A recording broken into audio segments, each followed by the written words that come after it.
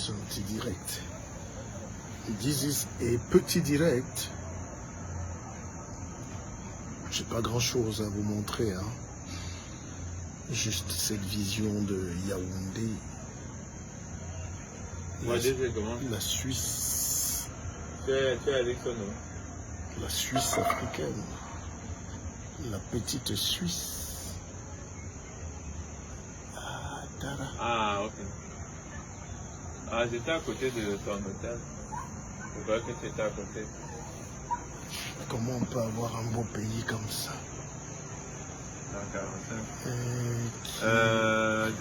J'étais chez un grand frère là, je voulais faire un tour chez toi.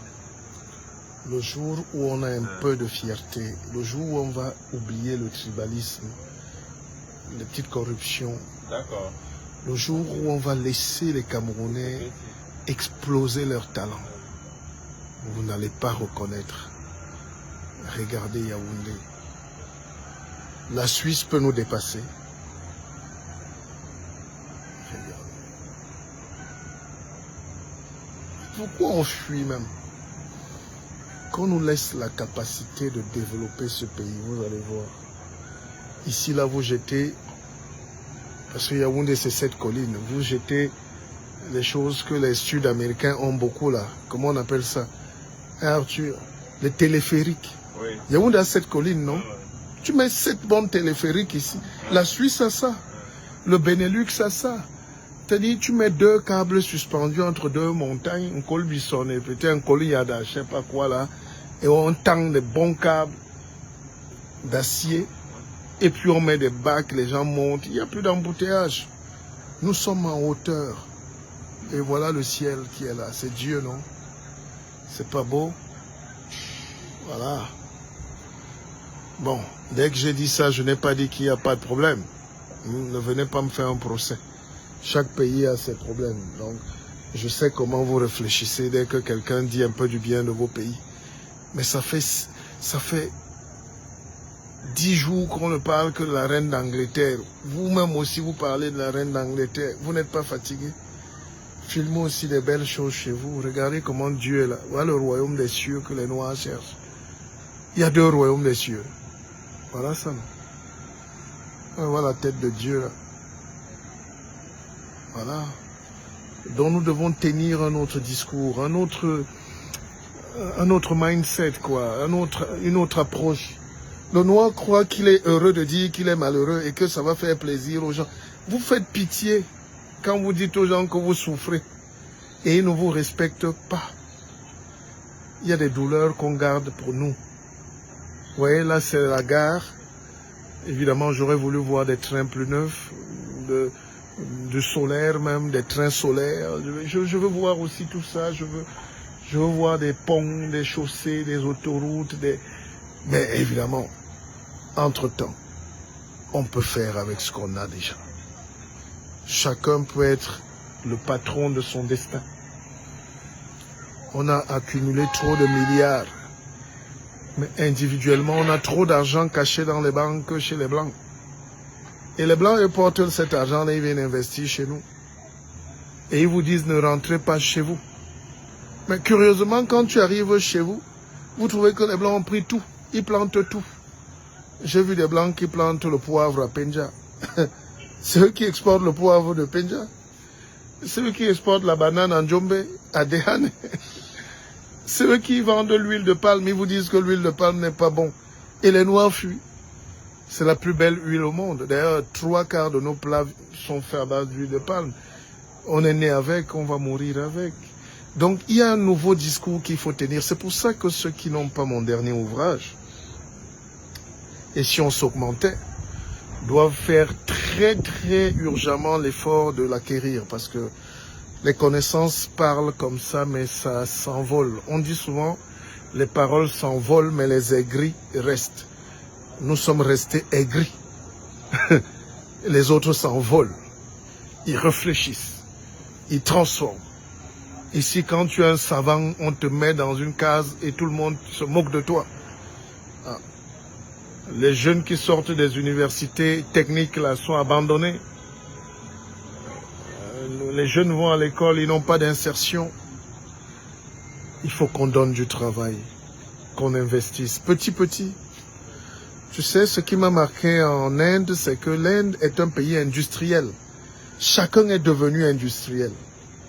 Dans chaque village, il y a tout. Ils fabriquent tout. Ils te fabriquent, tu trouves là où on fait le beurre, tu vas là-bas, l'autre fabrique le savon, tu traverses là-bas, l'autre fabrique le lait, l'autre fabrique les yaourts, l'autre fabrique les bics, l'autre fabrique les ordinateurs, et le village vit en économie. Quand on dit faire économie, l'économie en réalité, je vais vous donner la vraie définition. L'économie, ça vient même de l'écologie en réalité. C'est-à-dire, quand on dit faire économie de sa vie, ça veut dire dépenser moins en réalité. Or, chez nous, on parle d'économie toujours en termes d'achat. C'est pour ça que toute notre économie est tournée vers l'extérieur, vers les importations. Hein? Nous importons tout. L'économie, c'est garder tout et exporter l'excédent. Export, donc on enlève de ce qu'on a déjà beaucoup et on vend. Quand la France vend les cornichons, elle ne peut pas vendre tous ses cornichons. Quand la France vend la moutarde, c'est qu'elle a déjà nourri d'abord le marché intérieur. Tous les Français mangent la moutarde le soir. Et le peu qui est l'autre partie vendent et doublent les prix. C'est là où leur argent vient. Quand ils vendent les Renault, c'est d'abord les Français qui consomment les Renault, les Peugeot.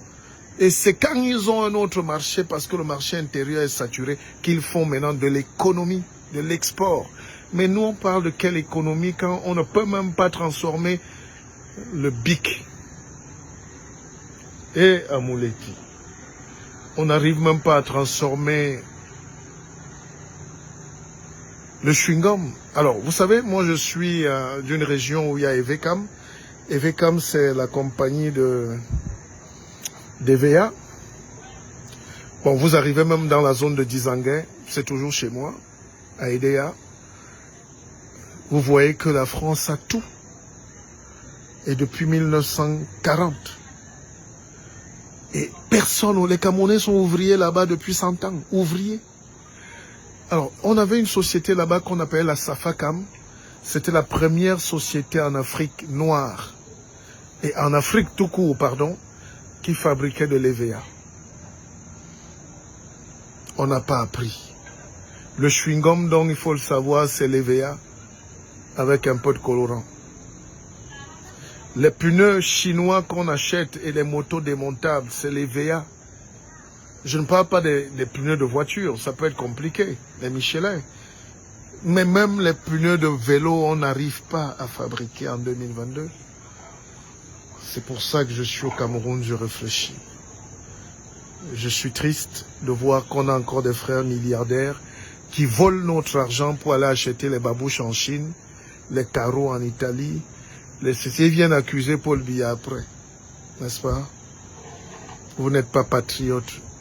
Le noir est égoïste et méchant. Il est riche seul à Bangou. Le seul milliardaire de Bangou. Le seul milliardaire de Fondio Mankwet. Le seul milliardaire de Bafia. Le seul milliardaire de Yaoundé. Le seul immeuble Ekan. Donc voilà nos combats. Le seul immeuble... Mais on ne réfléchit pas à faire l'économie et à faire économie de notre talent et de notre génie. Je suis en train de monter une usine, j'ai lancé le BISOC Fonds d'investissement. Vous allez être surpris, tous les matériaux viennent du Cameroun, tous les ingénieurs Bac plus 12, ils sont camerounais, ils ont 30 ans et ils donnent des cours en ligne aujourd'hui dans les universités en France, au Canada, et étant chez eux à Yaoundé, à Douala. C'est des ingénieurs de conception, de mécatronique. Ils me disent, grand frère, si tu n'étais pas rentré, on serait parti au Canada. On n'a pas de boulot. On nous propose 150 000 dans les sociétés des colons. Et les colons savent que si on donne 2 millions à un employé, à un ingénieur camerounais, il va se développer, il va prendre de l'argent pour partir. Voilà des gens qu'on doit financer. C'est des jeunes, c'est l'industrie qui développe un pays. C'est pas le bavardage, c'est même pas la politique. Dites ce que vous voulez, on va tourner autour du pot. c'est l'industrie qui développe un pays. Les PME, PMI, la fabrication. Semben Ousmane disait dans l'aventure ambiguë qu'on va apprendre à lier le bois au bois chez les autres. Voilà mon credo et ça me fait peut-être plus mal parce que j'ai accepté mon sort de petit nègre pauvre. Mais comme disait Césaire, le nègre vous emmerde parce qu'on est libre. À l'époque, être en Europe était un symbole de réussite. C'était synonyme de complexe de supériorité. Mais je peux vous dire que le monde a changé. La reine d'Angleterre a 100 ans, elle est morte. C'est un nouveau monde qui s'installe.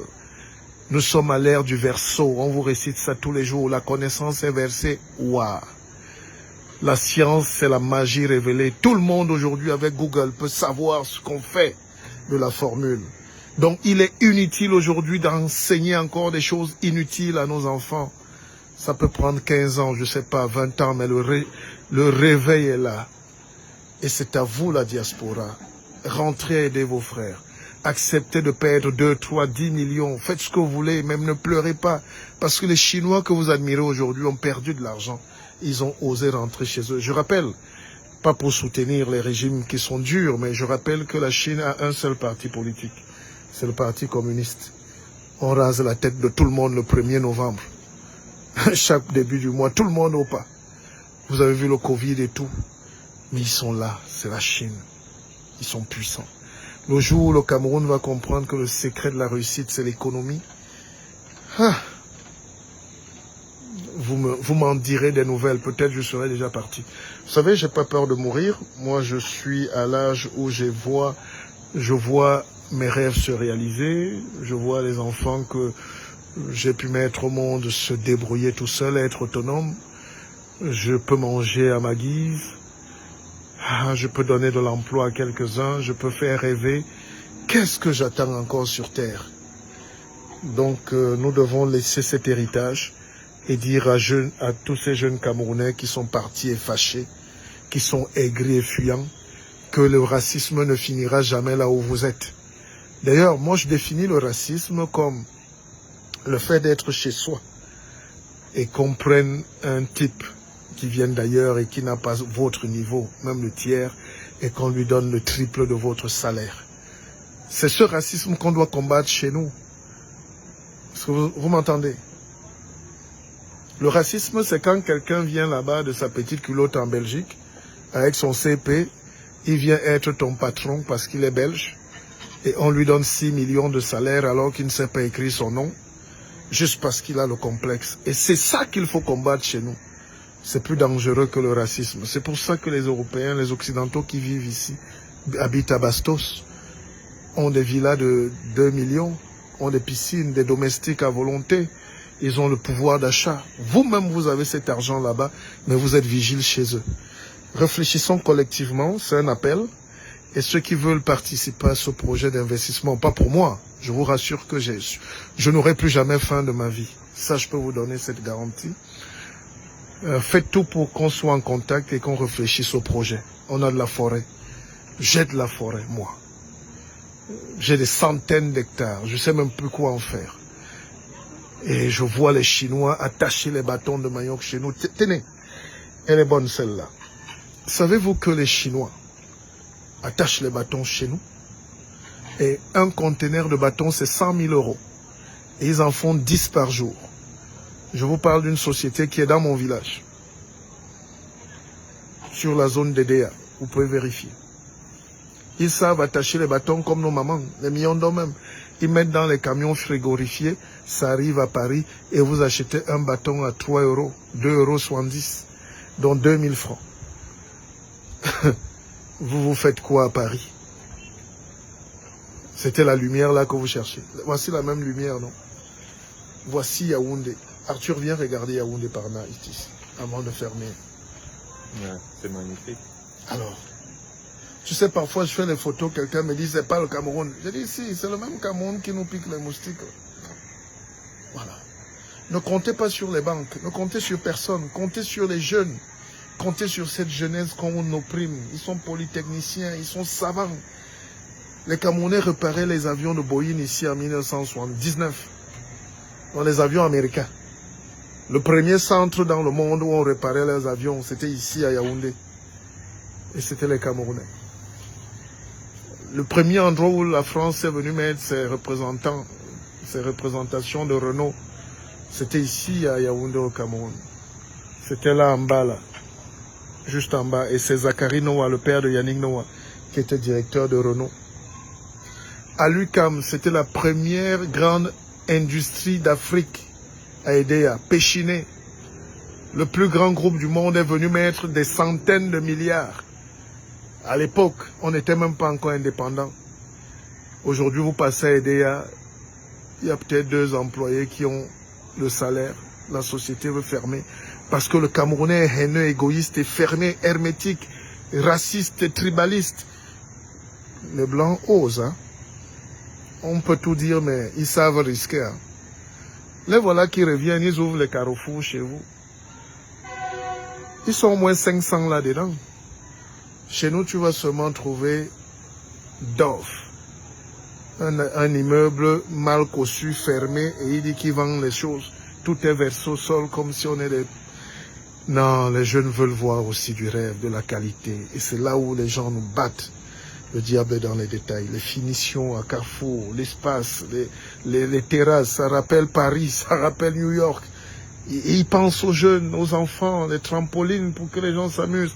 Dites-moi si à Santa Lucia, les gars pensent même à ce que les gens achètent en s'épanouissant. Je les encourage évidemment, mais c'est pour vous dire qu'on a des visions limitées. On a une vision égoïste de la vie. Du sommet de l'État jusqu'en bas. Chacun vit pour soi.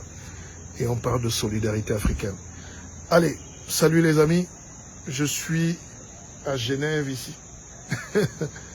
Et puis on profite de la vie. Bonne soirée. Ceux qui ont peur, ceux qui ont eu des problèmes politiques, ceux qui sentent que le pays leur ferme les portes, appelez le Mpépé, appelez-moi. Je vous fais entrer au Cameroun en toute sécurité. Je prends cet engagement parce que c'est mon devoir.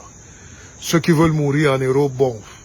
Ceux qui sont fiers d'être chassés comme des malpropres, parce qu'ils croient qu'ils sont heureux là-bas. Vivez vos vies de petits esclaves, mais ne nous cherchez pas les pouces sur la tête quand nous allons mettre les tramways ici demain. Allez, bonne soirée à vous. C'est Mouleti.